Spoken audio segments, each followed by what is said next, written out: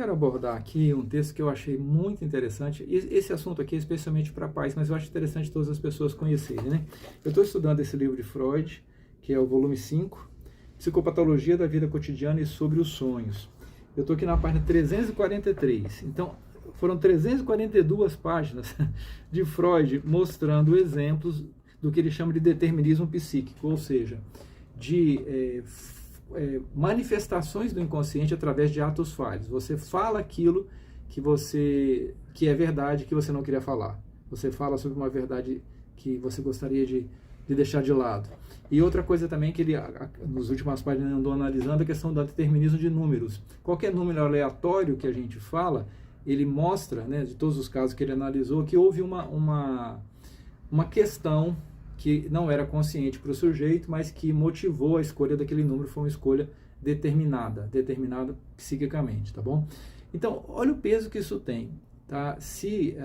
E ele está aqui questionando, inclusive, o livre-arbítrio, né? Eu acredito no livre-arbítrio, porque eu acredito que é uma coisa dada por Deus, mas o questionamento dele é muito interessante, porque, embora eu tenha realmente essa crença que nós temos liberdade de escolha, né?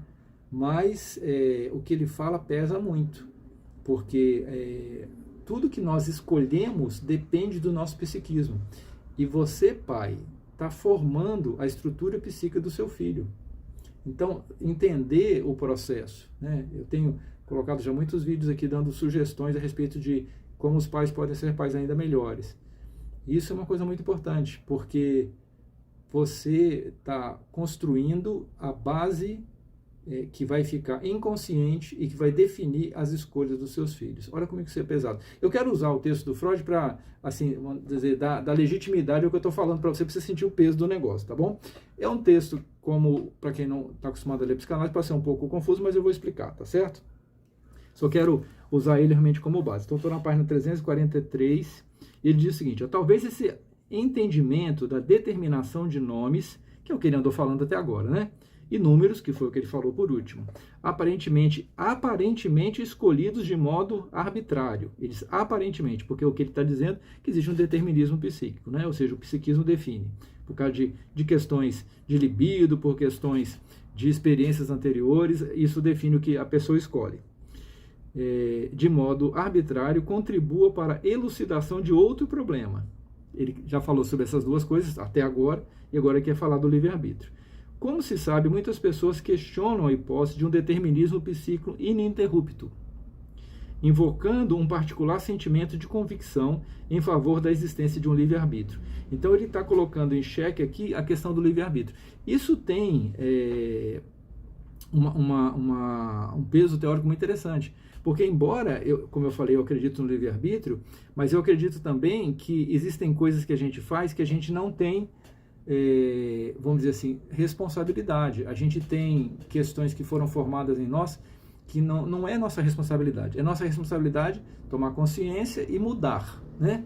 Mas existe uma carga psíquica que foi formada, que define as nossas ações, né? Define o nosso comportamento, que a gente não pode, vamos dizer assim, colocando esse sentido, ser julgado por isso, porque é uma coisa que é uma história, né? É claro que tem sempre a liberdade de você, tudo aqui meio entre aspas, né? De você escolher conforme a experiência que você teve, mas essa é uma questão interessante para a gente pensar, tá bom? Vamos lá. Então ele continua falando, determinismo psíquico ininterrupto, invocando a particular sentimento de convicção em favor da existência de um livre-arbítrio. Tal sentimento de convicção existe e não cede nem ante a crença do determinismo. Quer dizer, ele está dizendo que mesmo a pessoa que acredita no determinismo, ainda assim continua acreditando no livre-arbítrio, que é meu caso, né? Também. Como todos os sentimentos normais, deve ter alguma justificação. Até onde consigo observar, porém, não se manifesta nas grandes, importantes decisões da vontade. Nessas ocasiões temos, isso sim, um sentimento de coação psíquica e invocamos de bom grado. Quer dizer, ele está dizendo que nas coisas importantes a gente aceita que existe o determinismo, né? Aqui estou eu, não posso fazer de outra forma, né? Ele está nesse caso aí, que ele acredita que é assim. Já nas decisões insignificantes e indiferentes, queremos garantir que poderíamos agir de outra forma, que fizemos algo por vontade livre, não motivada. De acordo com nossas análises, que foi o que ele fez até agora no livro, não é preciso contestar o direito ao sentimento de convicção de ter livre-arbítrio. Tá? Tudo bem, ele está concordando com o livre-arbítrio aqui.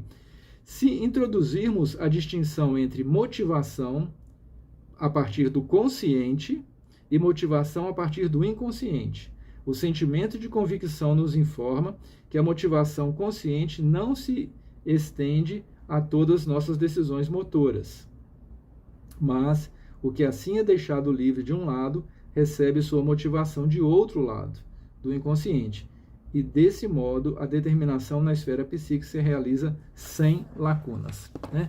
Então, eu fui explicando aqui, eu acho que deu para entender um pouco do texto, mas é aquilo que eu falei na introdução aqui desse vídeo. É muito importante a relação que os pais têm com os filhos. Tá? Muitas pessoas têm essa convicção de que, por exemplo, a fase lá de quando a criança nasce, aqueles primeiros anos, se a mãe pode ser a educadora primária dos filhos, né? Ficando sem trabalhar, é uma situação muito interessante, tá bom? É muito interessante isso, porque, e especialmente porque existe uma questão, tá? Qual é a condição da mãe ideal? Vamos dizer assim, não vamos dizer que ninguém é perfeito, né? Mas é uma mãe que tem um ego fortalecido. Então, se a pessoa é uma pessoa instável, se a pessoa é uma pessoa que tem seus desafios, é interessante que ela se trate, que ela se cuide, que ela se organize. Porque eu sei que o sentimento de mãe, ele algo que existe mais poderoso, né? Que a gente conhece. Mas a pessoa, às vezes, não tem maturidade, né, do ego. Eu fiz um vídeo grandão sobre maturidade do ego, né? Olha aí no canal. Para poder exercer essa função, né, materna da melhor forma possível. Então, é bom a pessoa se preparar realmente para a maternidade, inclusive, especialmente a mãe na sua maturidade. Mas, como regra geral, não existe nenhuma outra pessoa mais indicada do que a mãe para ser essa educadora. Porque essa formação que a criança vai ter, em cima de princípios, em cima de formação de inconsciente, de relação... Outra questão que é importante, tem um vídeo aqui falando sobre o complexo de Édipo, é a participação do pai. Tá? Porque sem pai não tem complexo de Édipo, sem pai é díade, sem pai é simbiose. Tem outros vídeos expandindo mais essa ideia aqui no canal também. Então, precisa da participação tua, se você é pai, e tua se você é mãe, nessa fase, especialmente, da criança até os 6 anos. Porque toda a vida dela, tá, sendo isso aqui verdade ou não, de forma completa, vai ser influenciada por essa fase, pela estrutura que ela formou nessa fase. Então, ela vai perceber as oportunidades, vai fazer escolhas baseado em quem ela é. Isso é uma coisa fácil de entender. Então, formá-la de forma equilibrada, madura, né? Eu não vou me estender aqui, senão esse vídeo vai levar 2 dias. Vai ter muito vídeo, tem mais de 1000 vídeos aí. Pelo menos aqui no YouTube tem uma quantidade bem grande, inclusive uma playlist falando sobre pais, né?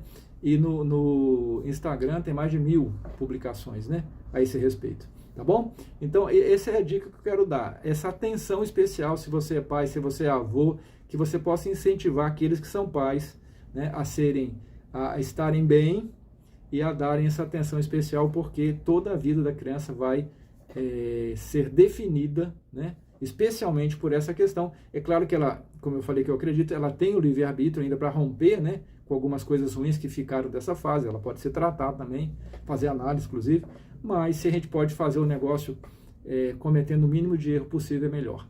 Tá bom? Qualquer dúvida, gente, coloca aqui, tá certo? Tenho muito prazer em ajudar. Essa, na verdade, é uma das coisas que eu mais gosto de fazer, é ajudar você a entender como é que você funciona e como é que você pode, em especial, vou até esticar um pouquinho essa ideia, falando por que eu trabalhei tanto tempo aqui, né, fiz muitos vídeos sobre essa questão dos pais.